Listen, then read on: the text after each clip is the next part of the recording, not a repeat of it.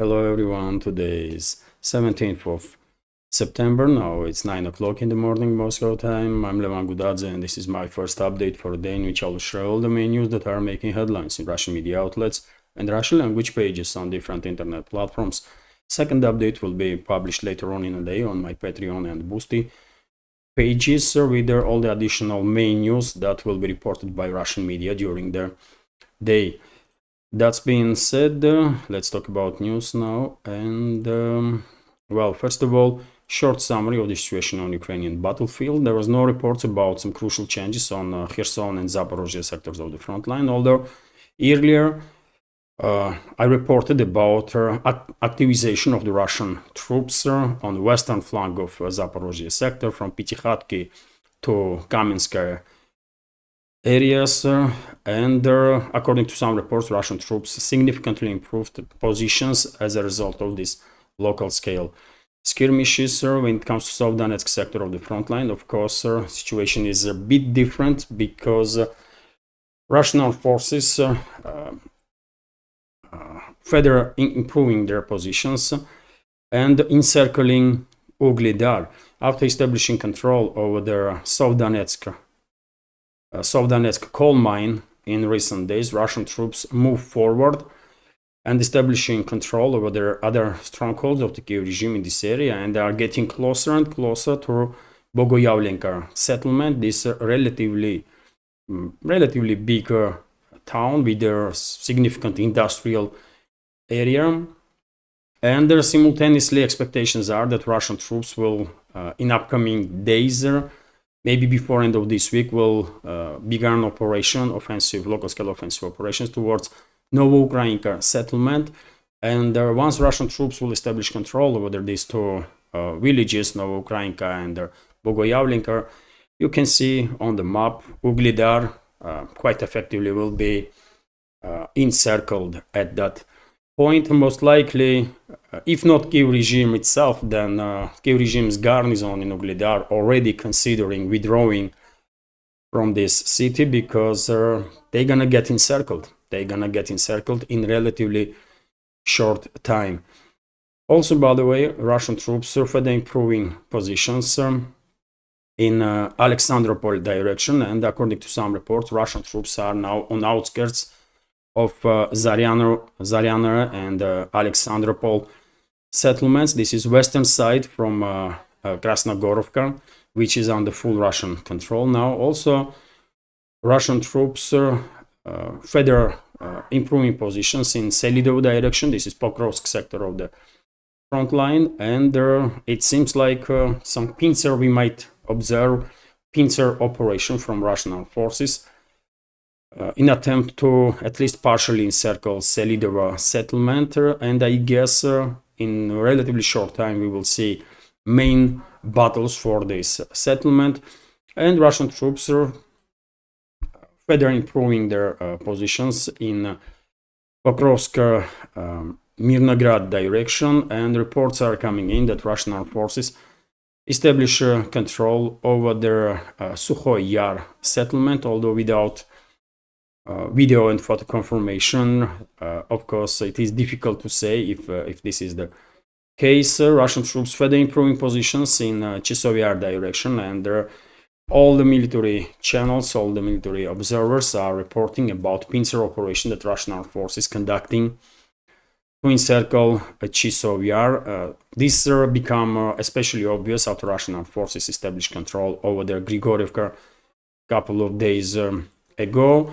Russian troops are conducting heavy artillery shelling of the Kyiv regime's formations in Seversk directions, and reports are about further progress of the Russian armed forces from Vyemka, Ivanodarivka areas towards the Seversk. And just this morning on one of the media outlets, I saw a report that Russian armed forces established control over their train station on Seversk direction.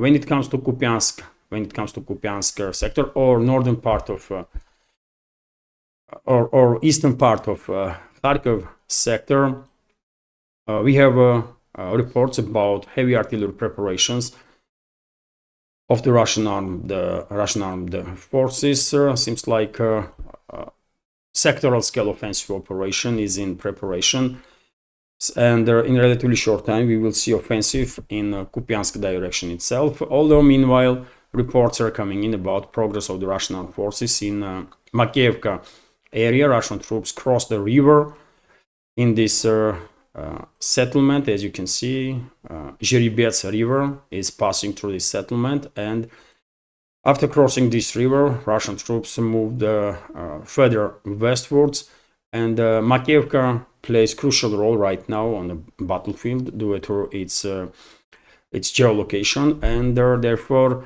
once Russian troops will secure current positions and receive some additional reinforcements, I guess we will see offensive operations towards this settlement, Grekovka. And if you take a look at the map, by the way, this place, landscape of this place is terrain of this place is quite difficult. So I guess battles for this settlement will take some time, but in relatively short just give it another week or two, and most likely this settlement will become under full Russian control. No reports about some crucial changes on Lipsy Volchansk direction. Russian troops are conducting long-range strikes on points of concentration of their Kyiv regime, but no crucial changes on the ground. And when it comes to Kursk salient area, yesterday Russian Defense Ministry confirmed information about liberation of this settlement, Uspianovka settlement, right on the border between Kursk region of the Russian Federation and the Sumy region, which is temporarily controlled by Kyiv regime, and the anti-terrorist operation of the Russian forces continues basically, and reports are coming in that after significant progress of the Russian troops in the Kursk salient, when up to 20 settlements were liberated just in the last couple of days, in a number of areas Kyiv regime troops are encircled and blocked, and they are desperately trying to somehow break through encirclement and run to Sumy region, but I'm not sure they're going to be able to do so. Moreover, it is highly likely that in upcoming days Russian troops will cut this grouping of the Kyiv regime forces in Kursk salient in 2 or maybe 3 parts, and will deal with them separately. It is highly likely that we will see in upcoming days Russian offensive from this settlement, Nizhny Klin, towards Lebedevka, and also I expect Russian offensive operation from eastern side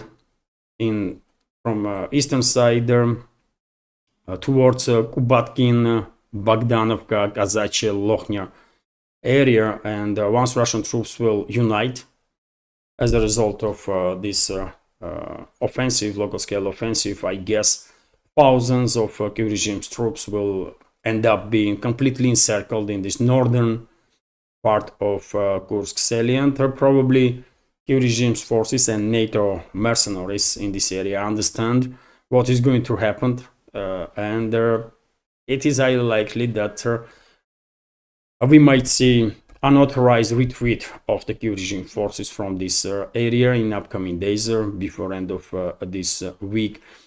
Same time, Kyiv regime continues to send on suicidal operation its militaries from reserves, whatever reserves Kyiv regime has left, on the western side of Kursk salient to somehow slow down Russian progress of the Russian counter-terrorist operation. But all the reports that are coming in suggest that this attempt of Kyiv regime to create another salient in Kursk region is failing miserably, and Russian armed forces decimating these invading armored groups of the Kyiv regime. They didn't manage to achieve anything really at this point.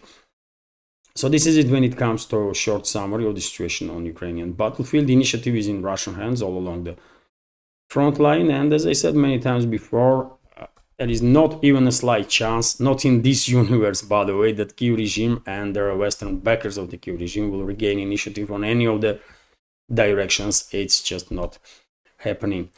And let's go through some other news now. And I guess out of desperation, representatives of the Western ruling class, in this particular case, current head of NATO, is making yet another call for long-range strikes deep inside the Russian territory with the NATO weapons. So Jens Stoltenberg stated that Ukraine has a right to strike deep inside Russia. I mean, how are you gonna comment on this? Russian high-ranking officials already said that decision in Washington and London already was made on these strikes, and Moscow was very clear that this topic is not about allowing Kyiv regime to strike deep inside the Russian territory, and this is not about right of the Kyiv regime to strike deep inside Russian territory or absence of such a right. This topic is about NATO's direct strikes on the Russian territory, because Kyiv regime has no competency, has no means, technical means to operate with these long-range weapon systems that NATO formally is providing to Kyiv regime. So if long-range strikes with Western military equipment will take place deep inside Russia, it will be act of war from NATO against Russia. That's how Moscow will see this, and their appropriate measures will be taken by Moscow. It is what it is. So Stoltenberg is once again, as many other officials in the collective West, are trying to basically mislead their societies, Western societies first of all, by saying that the Kyiv regime has a right to strike deep inside Russia, when everyone who has any information on the current development knows perfectly well that these long-range weapon systems need a satellite guidance and need targeting data that can be provided by NATO countries only. Kyiv regime itself has no such capabilities, right? And that's why Moscow is saying that if such strikes will take place, it will be direct attack of NATO on Russia. And yet again, I mean, worldwide, people understood this perfectly well, but unfortunately, due to this propaganda of the Western ruling class, Western ruling elites, Western so-called media, unfortunately, majority of the people in the West probably truly believe that this topic is about Kyiv regime's rights to strike deep inside Russia or anywhere. It's not about Kyiv regime's actions, because Kyiv regime is unable, just has no means to conduct such operations. That's all. So this topic in reality is about NATO's direct attack on Russia. And if Western societies, if majority in the West knew about this, that these so-called politicians and these high-ranking officials in the West are in reality talking about NATO's direct strikes on Russia, I guess people would be terrified in the West, because they will realize that, their own elites are about to provoke war, direct war with Russia. So I don't think with nuclear power. So I don't think in that case, majority will be in support of this craziness of their own elites. But it is what it is. There are reports, by the way, that Western ruling class is planning to do create some show on U.S. Assembly, upcoming U.S. Assembly towards the end of this month, and probably we will hear statements about strikes deep inside the Russian territory from UN in about 10 days, in next 10 days time. Let's see. At least such information has been published in number of media outlets. Also, by the way, Kommersant newspaper is reporting about news that I already spoke about, that Russian armed forces liberated Uspyanovka settlement and also Borky. About Borky, I reported yesterday. And about Uspenovka, I also reported yesterday, but in the second update and in today's first update. Also, so yes, Russian offensive operation continues, Russian counter-terrorist operation in the Kursk region quite successfully, and for now, up to 20 settlements already been liberated, and Kyiv regime lost up to 15,000 military personnel. Kyiv regime and NATO basically lost up to 15,000 military personnel and more than 1,000 pieces of different type of military equipment since the beginning of this suicidal invasion of the Kursk region. TASS news agency is also reporting about evacuation of significant number of NATO mercenaries from the Kursk region. Earlier, by the way, about a week ago, 10 days ago, there was information that was circulating in Russian segment of internet that Western mercenaries, or so-called instructors and mercenaries, were basically crying about evacuation from the Kursk salient. And well, I did not really pay much attention to that news because I was thinking maybe this is some sort of exaggeration. But seems like it's in reality, these mercenaries, NATO instructors and mercenaries, were really crying about evacuation, and they've been evacuated, by the way. They've been significant number of them, at least, were evacuated. And the TASS news agency is reporting about it, that according to observation of the Russian troops that are operating to neutralize invading force in the Kursk salient, newly delivered to Kyiv regime armored vehicles were used to evacuate these mercenaries, while for evacuation of Kyiv regime's troops, usually some old vehicles are used, which might be indicator of importance for Kyiv regime and especially for the Western ruling class or NATO member states of those mercenaries that had to be evacuated from Kursk salient. And for these purposes, newly delivered military equipment was used, and I guess significant number of those vehicles were destroyed on the way to the Kursk region and when they were trying to leave this salient. So yes, if those NATO instructors were thinking that it's gonna be easy walk on Russian soil, well, they learned it hard way.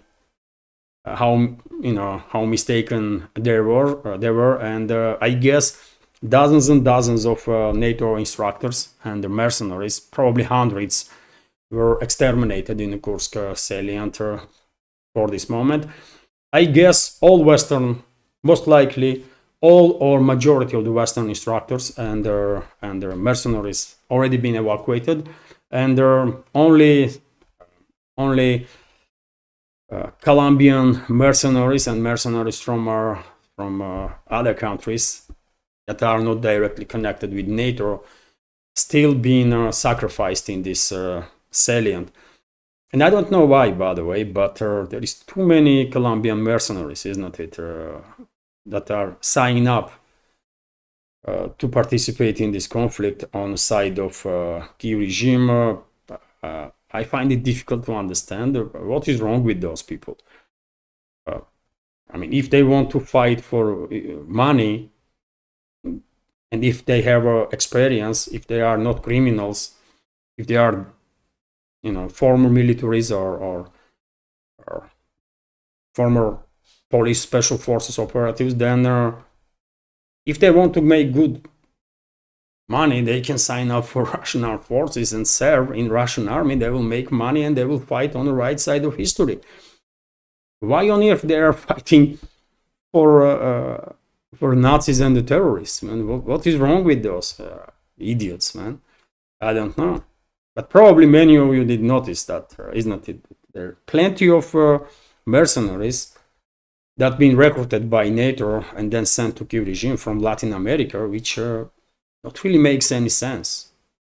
But yet again, it is what it is. And there are a number of those mercenaries being captured, by the way, and there are dozens and dozens of them, probably hundreds of them, already being neutralized forever. Also interesting report, by the way, from RT that Ukraine is rapidly losing US Abrams tanks, which is not really surprising news. So the rate at which Ukraine is losing US supplied Abrams M1 main battle tanks has accelerated recently. Military Watch magazine has claimed, according to their outlets estimates, Kyiv has lost more than 2/3 of its Abrams tanks in the past 6 months. US President Joe Biden announced the decision to send 31 of their tanks to Ukraine in January 2023. However, it was only last September that the first batch arrived. In an article on Sunday, Military Watch, citing footage published by the Russian military, reported that the rate at which Ukrainian forces have been losing Abrams tanks has increased significantly. The outlet noted that in the past few weeks, videos have emerged purportedly showing the destruction of the 3 US-made tanks and the capture of another in the Donetsk People's Republic. Over 20 of the 31 Abrams tanks delivered to Ukraine are now thought to have been destroyed, disabled, or captured. The magazine estimates that it noted that guided artillery shells and kamikaze drones have proven particularly effective in taking out the US-made armor. And what is interesting, why this Military Watch magazine is this surprised? Why they even think in the first place that these Abrams tanks would be some sort of game changer? They're just tanks, by the way, and they can be destroyed in a very same manner that Russian forces destroyed British Challenger 2 tanks, German Leopard 1 and Leopard 2 tanks, and any other tanks, by the way. Kyiv regimes own Soviet era T-62s and T-72s, for example. It's just a tank, nothing more, nothing less. But yes, this type of articles, by the way, because I noticed this type of articles several times in last a week or two, I guess these articles can be seen as preparation of the ground for additional deliveries of their M1A1 tanks to Kyiv regime. Maybe that's what is in preparation in Washington and the Pentagon. And I guess if my reading of the picture is correct, I guess in relatively short time we will see announcement about deliveries of additional Abrams tanks to Kyiv regime. Let's see, but of course, no way, no Abrams tanks, no any other military equipment that Western ruling class can deploy to the battlefield will be a game changer. This conflict already has been won by Russia. Western ruling class lost this proxy war. Its only formalization is left. It is what it is. TASS news agency is reporting that, well, despite this obvious objective reality that Western ruling class has lost this proxy war against Russia, and most likely many members of this Western ruling class are realizing that, I guess out of desperation or something, they still force their puppets in the governments of collective West to send more and more weapons to Kyiv regime, more and more money. And we are receiving this information now that Germany plans to transfer to Kyiv regime 6 PZH 2000 self-prepared artillery guns. Reports are, by the way, that Qatar has brought some new artillery systems from Germany, and in return, Qatar will sell to Germany exactly this PZH 2000s, 14 of them from 24 that they purchased earlier, and after repair, probably not just 6 but all 12 or 14 these PZH 2000s will be transferred to Kyiv regime. And I hope Russian armed forces, Russian intelligence will track movement of this self-prepared artillery systems and will destroy them in a good scenario, in the best scenario, even before they will reach Kyiv regime's controlled territory. There are some possibilities to make sure that this equipment will be neutralized on its way from Germany to Kyiv regime's Kyiv controlled territory. But in worst scenario, at least after border crossing. And most likely that's exactly what is going to happen. TASS news agency is also reporting that the official representative of the Russian Federation, Foreign Ministry of Russian Federation, Maria Zakharova, commented on absolutely insane statements of the British Foreign Minister, who called the Russian Federation fascist state. Maria Zakharova said that by making such a statement, Foreign Minister of UK is insulting memory of everybody who fought against Nazi Germany, including British citizens, including citizens of UK, which is absolutely true, by the way. How insane or uneducated or degenerate individual that Foreign Minister of UK is to make such a statement, man. This is appalling, isn't it? So Russian side will find a way to remind Britain of how it was tainted by interactions with the Nazis. This was stated by the official representative of the Russian Federation, Maria Zakharova, commenting on the statement of the head of the British Foreign Office, David Lammy, who compared Russia to a fascist state.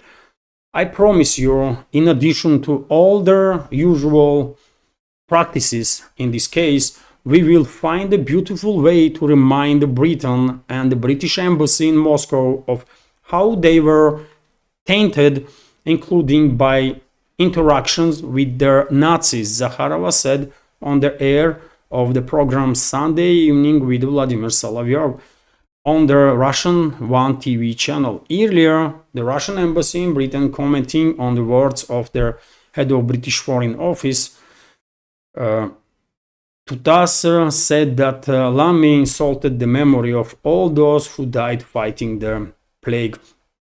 And the Russian embassy is absolutely correct. And I believe Maria Zakharova is correct also. And we should expect some steps to be taken to remind this world, to remind everybody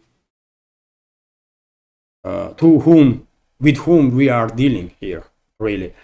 And one should always keep in mind, by the way, that before a certain point, British elites in the early 30s and even late 30s were very much in favor of close cooperation with the Nazi Germany, right? And there was a Munich agreement done. It was in Munich, isn't it?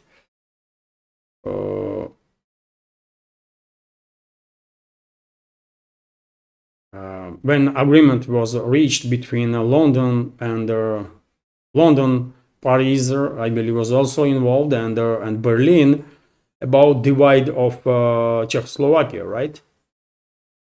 And this is before Germany attacked Poland, before Second World War started officially.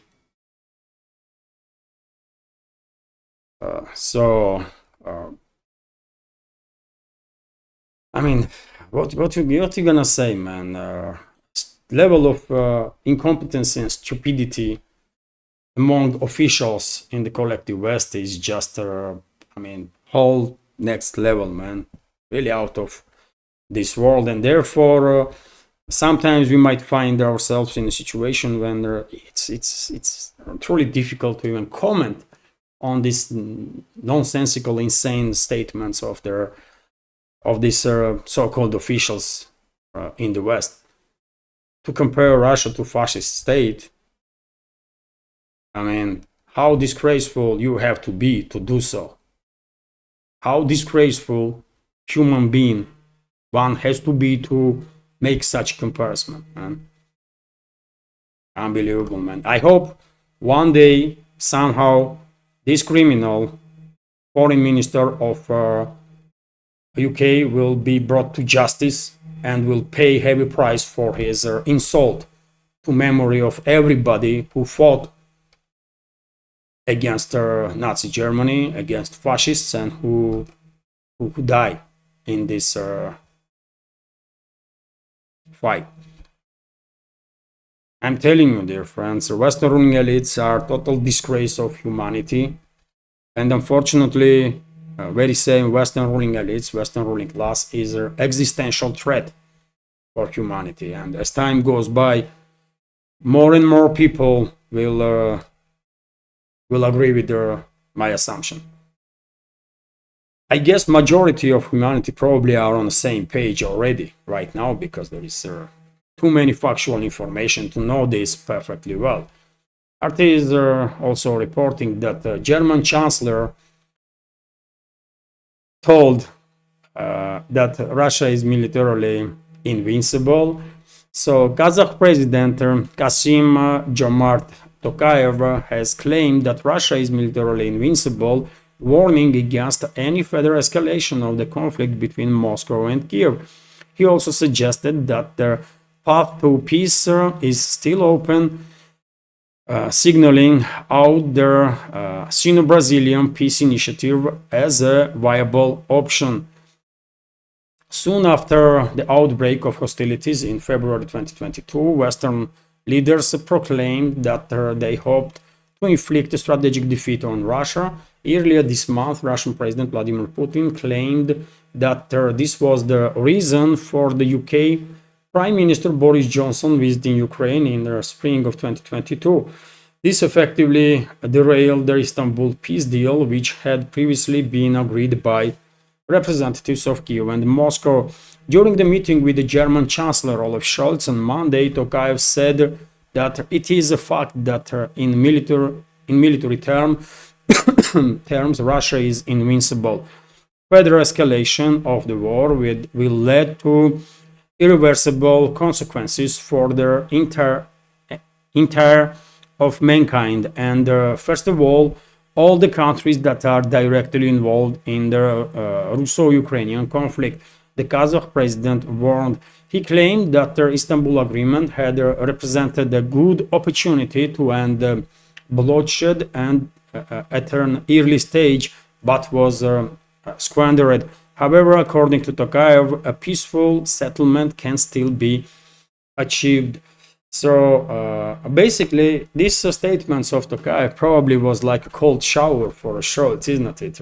He went to Kazakhstan. Probably he was hoping that he can somehow influence local leadership and might even derail cooperation between Astana and Moscow. But he was received quite cold, with quite cold attitude by Kazakhstan leadership, and there was not even a combined press conference, by the way. Leader of Kazakhstan refused to have a press conference with Scholz, and usually, according to protocol, that's what is happening, isn't it? Whenever officials are visiting countries, they're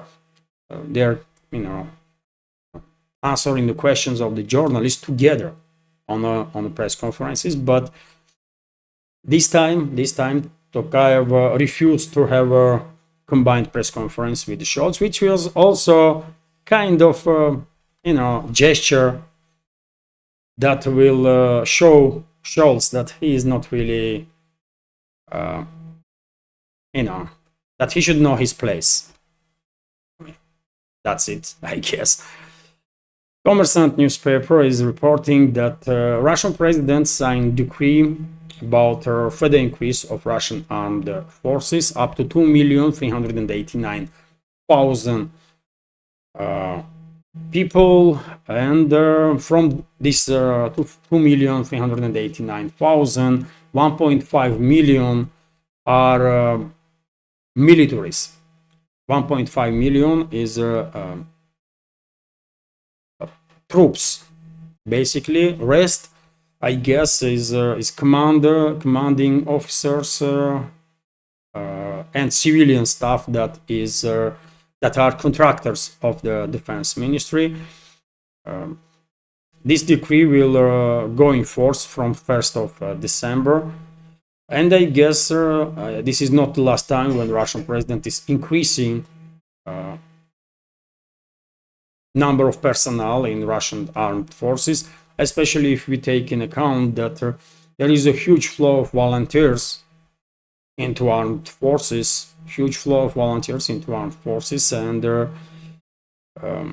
therefore these numbers are increasing on regular basis, and eventually it has to be formalized that if now there is a 1.5 million combat troops, then I guess in like another 6 months time this number will reach 1.7 million, maybe 1.8 million, and of course from legal standpoint it has to be adjusted by decrees of the Russian president. And dear friends, before I continue, let me notice, if I may, that this small media project of mine with several channels on YouTube, Rumble, Telegram is completely subscriber funded. And if you like my work, if you like my channels, and if you think we deserve to exist in this field of news and political commentary, please consider to support this project and my work. You can do it through donations, through PayPal or Boosty platform, or if you can support in long terms, you can subscribe to my Patreon page and their Boosty page. This is my Patreon, by the way. That's how it looks, and this is yesterday's second update that I published on Patreon, and I have plenty of other content, by the way.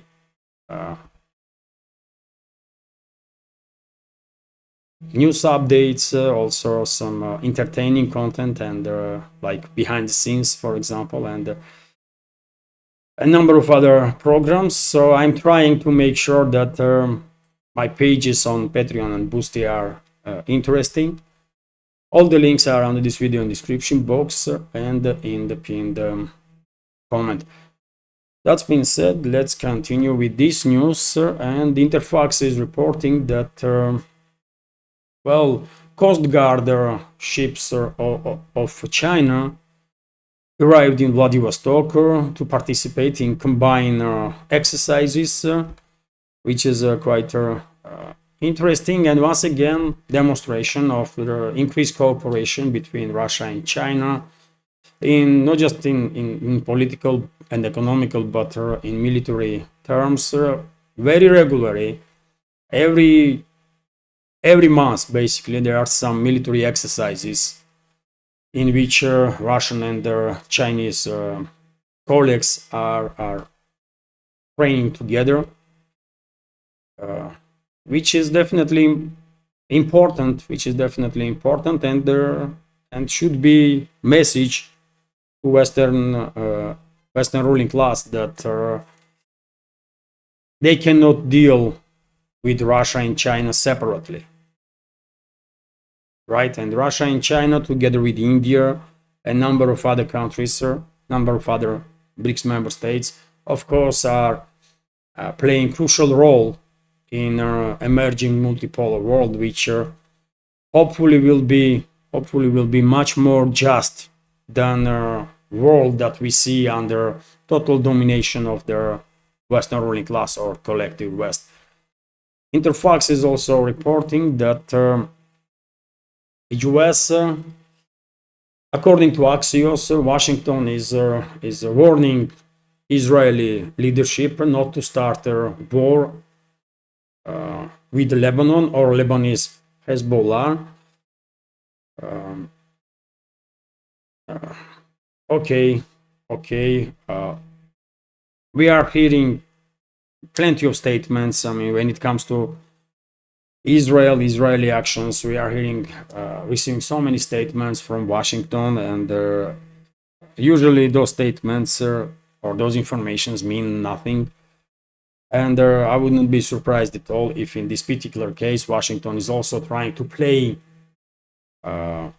some sort of peacemaker, while in reality probably Western ruling class is doing exactly the opposite. They are pushing Israeli leadership to further escalate, and not just with Hezbollah, but with Iran also, because as I said many times before, by the way, Western ruling class desperately wants to provoke regional war in the Middle East and distract shipping in the Persian Gulf and through Hormuz Strait, and by doing so cut Chinese economy from Middle Eastern energy sources.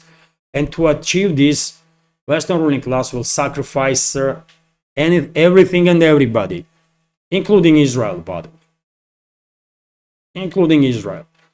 And therefore, I wouldn't be surprised at all if, while in public, Washington is making statements that Israel should de-escalate and to do this and to that, behind the scenes, probably very same Washington and whoever is in charge in collective West, the so-called Western ruling class, is doing exactly the opposite, and they are encouraging Netanyahu and his cabinet to further escalate with Lebanon, with Syria, with Iran, to provoke this regional war. And unfortunately, still there is a high risk that that's exactly what is going to happen. Just in recent days, I saw some reports on a number of media outlets that a decision is being made by Israeli leadership to start military operation to guarantee return of the residents of the northern parts of Israel to their homes. So we are talking about some hundreds of thousands of Israelis that were forced to flee these northern parts of Israel due to constant shelling of each other's territories by Israeli forces and Lebanese Hezbollah. And to guarantee safe return of these refugees to their homes, Israel has to, in that case, has to conduct a large-scale military operation and basically start full-scale war against Hezbollah, which may eventually provoke Iran's involvement one way or another, which will be regional war, right? So let's see how things will develop, but unfortunately, Middle East is still under risk of regional confrontation. Also, Interfax is reporting that the president of Iran, newly elected president of Iran, Pezeshkian, stated that Iran did not deliver weapons to Russian Federation. I guess this is yet another official answer of Tehran on accusations from the collective West that Iran transferred to Russian Federation some hundreds of ballistic missiles. Or recently, I was skeptical from very beginning about this topic. I really don't see why would Russia needs hundreds of Iranian missiles. I mean, okay, if Iran will give it to Russia, Russia might take it and utilize it. But I don't think Russia really needs right now some hundreds of Iranian missiles. Although, same time, I said when this news broke about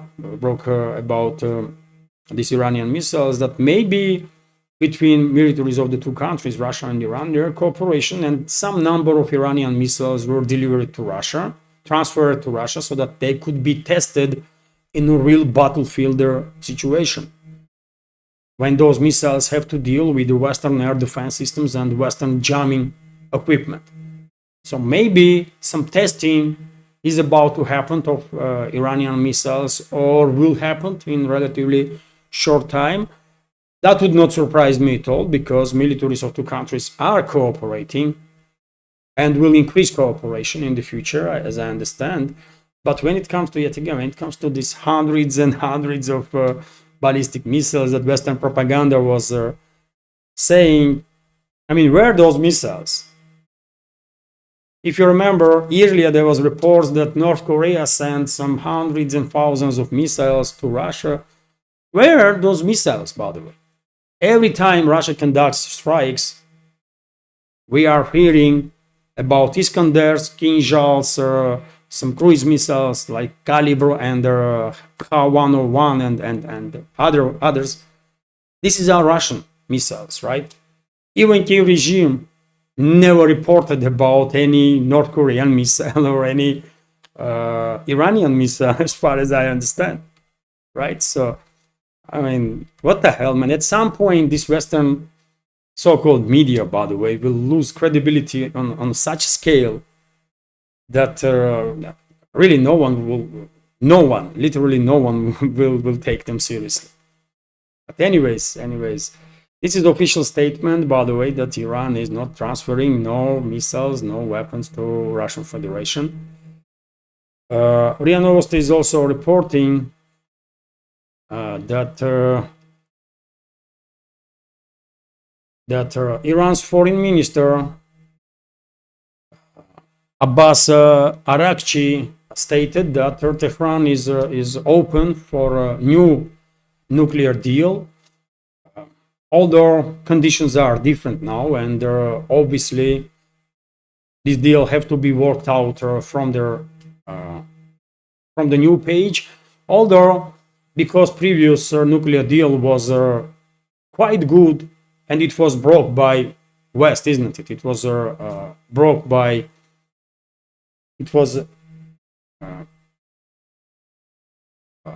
US withdrawal itself, isn't it? It was Trump's administration, if I'm not mistaken, that withdrew from this deal, and it collapsed automatically after that.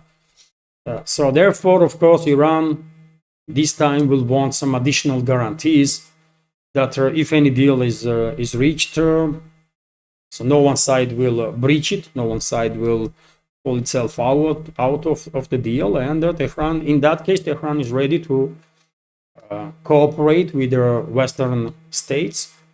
I mean, quite good information, isn't it? Because almost every other day, some representatives of the Western elites are talking about Iran's nuclear program. Israeli leadership constantly talks about nuclear weapons that Iran is about to make.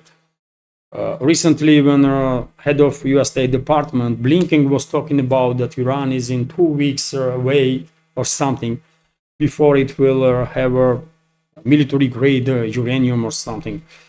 There are constant talks about Iran's nuclear weapons, while Tehran itself was open on this matter and always saying that they don't have plans to create nuclear bomb. They don't want it because they know perfectly well it will not increase safety of Iran. It will start arms race in the Middle East, because if Iran acquires nuclear weapon, then obviously Saudi Arabia will try to do the same. Turkey will try to do the same, and number of other countries also, which definitely not makes no one in the region more safer, right? And Iran is very clear about that. They don't build nuclear weapons, they don't want it, and they are open for a new nuclear deal. Let's see what reaction. Let's see how Western ruling elites will react on this proposal. Let's see. As a foundation for a new deal, previous deals or principles can be used, and Tehran is open for that.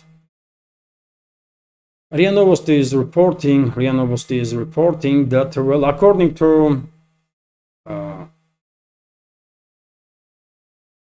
to sources of the Russian news agency, Kyiv regime has achieved agreement with the terrorists that are operating in Syria to open a sort of second front against Russia in Syria's territory. According to this reporter, some drones were delivered. Some instructors have been sent by Kyiv regime, and well, additional confirmation basically of cooperation of terrorist groups. On one side Kyiv regime, and on the other side Islamic terrorists that are operating in Idlib province of Syria. So the Kyiv regime is in coordination with their Kyiv regime, in coordination with the United States, is actively training terrorists from their Hayat Tahrir al-Sham, a group bound in Russia, in a new UAV production technologies with their aim of opening a new front in Syria in the near future against the Russian forces located there. Syrian informed source told RIA Novosti. A group of Ukrainian special services visited Idlib several times more than a month ago to coordinate and plan strikes against Russian forces after debugging the new technologies of production. Ukrainians and Americans are transferring battles from Ukraine to Syria in order to open a new front against transferring troops, basically, and training those terrorists in Idlib in order to open a new front against Russian forces. The source stated earlier. The source reported that 250 Ukrainian military instructors are already in their territories controlled by terrorists in the Syrian province of Idlib. They have already begun training Hayat Tahrir al-Sham terrorists in the production of the modernization of the drones. So some 250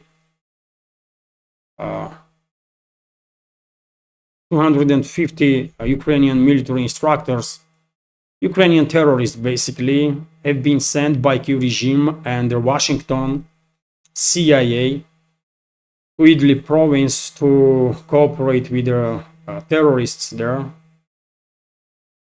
and to train them. Once again, are we surprised to hear this?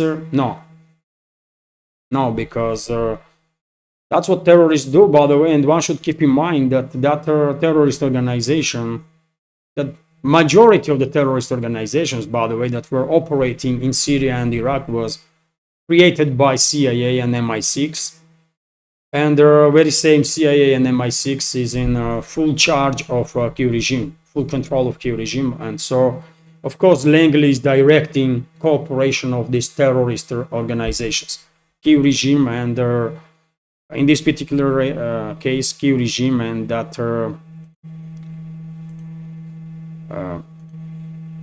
Hayat Tahrir al-Sham or some garbage, man. RT is reporting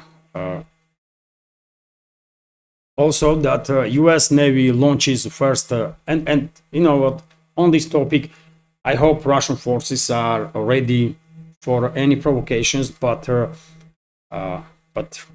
maybe some preventive measures will be taken, and all these 250 Ukrainian terrorists will be neutralized like rabid dogs, and all the terrorists from this Hayat Tahrir al-Sham terrorist group, they are rabid dogs and should be exterminated, obviously. That's the only solution in this case. So let's hope Russian armed forces will take care of them, to make sure that they're not gonna harm no one. RT is reporting that U.S. Navy launches first gender-neutral sub. First gender-neutral sub. Okay. So USS New Jersey, a Virginia-class fast attack submarine designed from the keel up to accommodate both male and female crew members, has entered service with the U.S. Navy.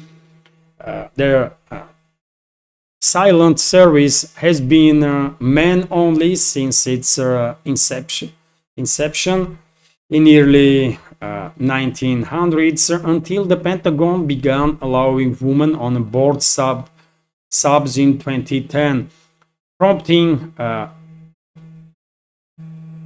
retrofits to address bathroom issues and lack of privacy. Some 4,000 people attended their commissioning ceremony for SSN 796 at the Naval Weapons Station Earl in Middletown, New Jersey on Saturday. Commander Steve Hull, the captain of the New Jersey, called it a truly historic moment. Today we commissioned our ship, and she is their fastest, most advanced, fully integrated fast attack to date. Hell said in his speech, our superior professionalism is enhanced by our crew integrated and our diversity. Okay, man. This is old generation subs, by the way. This Virginia class is in operations for last, I don't know, 30 years, 40 years. So nothing new about this submarine. It's okay submarine, but not even close to latest Russian subs that are called black hole for a reason. They are almost impossible to detect, by the way. But still, okay, Virginia class submarines, as a submarines, they can do some stuff. But when it comes to this gender neutral stuff, man, I don't know about that. I don't know.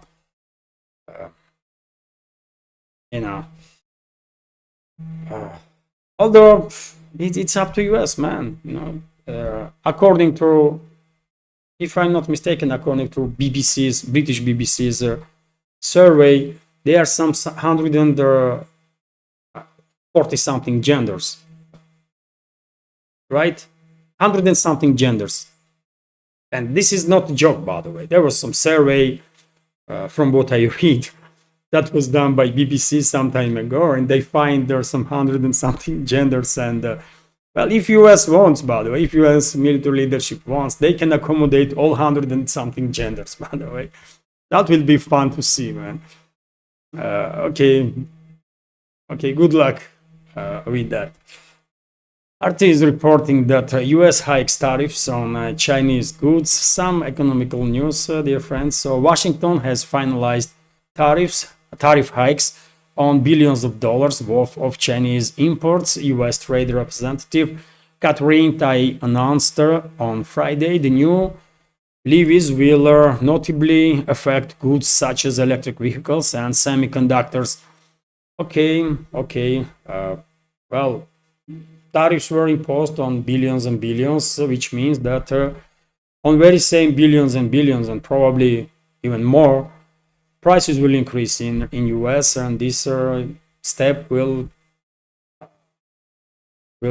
definitely not improve situation with inflation in the US. Although, on the other hand, I can understand that US want to protect its own manufacturers, especially electric vehicles. But when it comes to semiconductors, US don't really has like super advanced industry on semiconductors. After all, Taiwan is number one for a reason, right? In this business. But in any case, of course, semiconductors are used in just about everything nowadays, and therefore, if Chinese semiconductors will be tariffed extremely, of course, competitors will use this opportunity to further increase their prices to make more money, right? And in any ways, it will eventually cause inflation to go up. And who gonna pay for this? Ordinary citizens, by the way, consumers. That's what it is. But I can understand that the topic itself probably generates some political points in US, and therefore political leadership in the States probably don't really care about possible consequences. They want some political points right now, and that's what they do. And RIA Novosti is also reporting that European and African states are start to pay more in rubles, by the way, when it comes to exports. So some Russian, you know what, let me translate, by the way, let me translate this.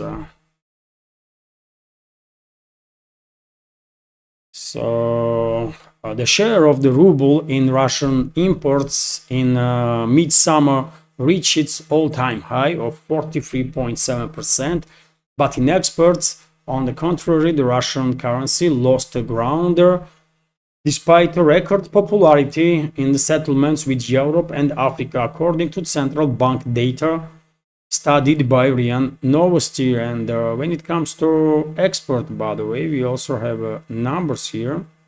This is their export. And let me give you numbers for export also. In export transactions in midsummer, the share of the Russian currency decreased by 4.3 percentage point and amounted to 38.5%, which is not bad. Let's be real here. It's absolutely not bad.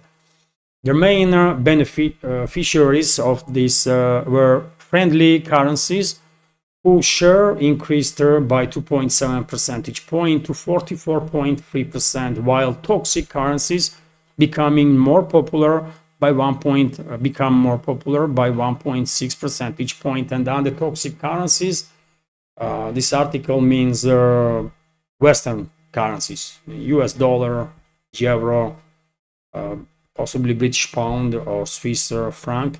Swiss has francs, isn't it?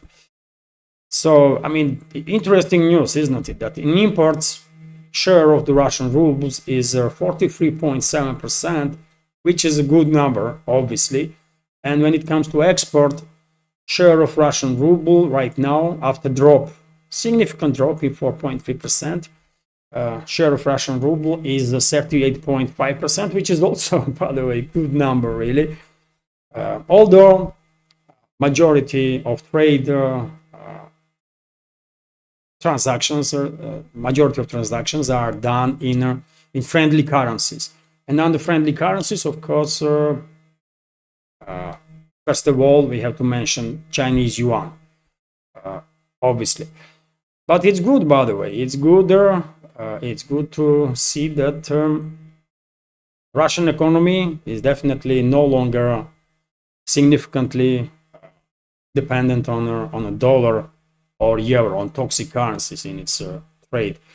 Businesses, as they always do, by the way, find a way to continue cooperation, by the way. And, some businesses are paying in rubles for Russian goods and services. Some businesses pay in Chinese yuan or some other currencies. It's all okay. It's all good. Interfax is reporting, but that information definitely highlights the point, highlights process of de-dollarization that is clearly happening, isn't it? And also interesting news that according to analytics from analysts from the city, in 2025, average price of their Brent crude will be about $60 for a barrel, which is a bit unfortunate, obviously, because I guess OPEC plus countries, including Russia, will prefer oil price to be around $75-$80 for a barrel. But yet again, this is just a prediction. And who knows? This market is very volatile, and any geopolitical development may cause a huge increase in prices, or something might happen, and the world may end up facing some shortages on the market of oil, and in that case, of course, prices will jump significantly. And when it comes to Brent, by the way, of course, many members of our community know that Russian price for Russian Urals crude is connected with the Brent, linked to Brent prices, so, and are almost on the same level. And dear friends, I will end this update on this interesting news. Why not? That US Congress to hold huge UFO hearing. The Senate Armed Service Committee is preparing a new hearing to boost the credibility of the Pentagon's division charged with dealing with unidentified flying objects. A senior lawmaker has stated the All Domain Anomaly Resolution Office AARO was founded in July 2022 with the help of Senator Kristen Gillibrand, a New York Democrat. She told the Daily Mail on Monday that she is working to schedule a hearing within weeks. It's a priority to me because I think it's very important we continue to make things publicly available, Gillibrand said. And dear friends, they want to conduct hearings in a couple of weeks' time, right? And this comes from a Democrat senator, correct?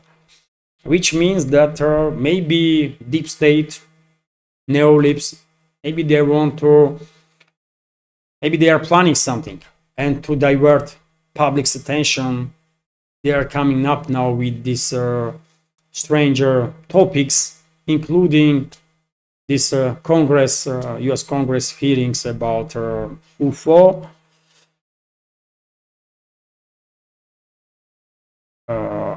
So this is I guess, attempt to preparation of the ground to divert public's attention at some point when it's needed to the deep state, because I mean, let's be real here.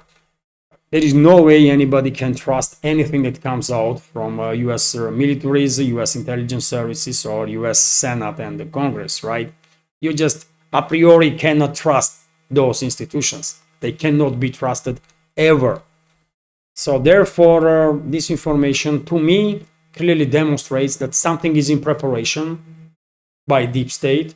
Maybe another assassination attempt of the Trump, maybe something else. And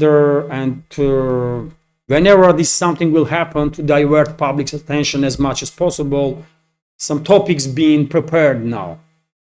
And this topic is one of those topics, in my personal opinion, because of course,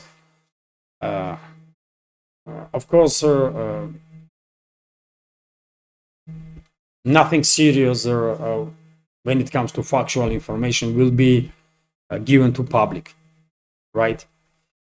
So it is what it is. This is it for now. For quite a long time, I did not have the update that was longer than an hour. But hopefully you will find this update informative, interesting, useful. And if so, please click that like button, leave some commentary just about anything or any topic will do to at least try and at least to try to influence algorithm to reach wider audience. And for very same reason, if you can, please share information about my channel with your friends in real life or on internet or on any other platforms that you're actively using. And I know, dear friends, many members of our community are writing me that there are certain platforms that are censoring me and not allowing links to my videos to be published. That's unfortunate, but I mean, we have to deal with issues that we are facing, isn't it? I am censored on the platforms that I never ever even write anything or published anything, which is strange, but it is what it is, man. Western ruling class, Western elites, and the platforms that they control don't want alternative media to exist on those platforms. I mean, that's how it is, unfortunately. But anyways, I hope you will find this update interesting. If you like my work, if you like my channels, and if you want to support, you can do it by donations through PayPal or Boosty, or by subscribing on my Patreon and Boosty pages. Subscription on Patreon, monthly subscription on Patreon starts from $5, and on Boosty from 500 rubles, which is about $6. All the links under this video are in the description box and in the pinned comment. this is it for now. Have a great day, and bye to majority of our community until tomorrow, and for our communities on Patreon and Boosty, I will start later on making second update. So okay, this is it. Take care.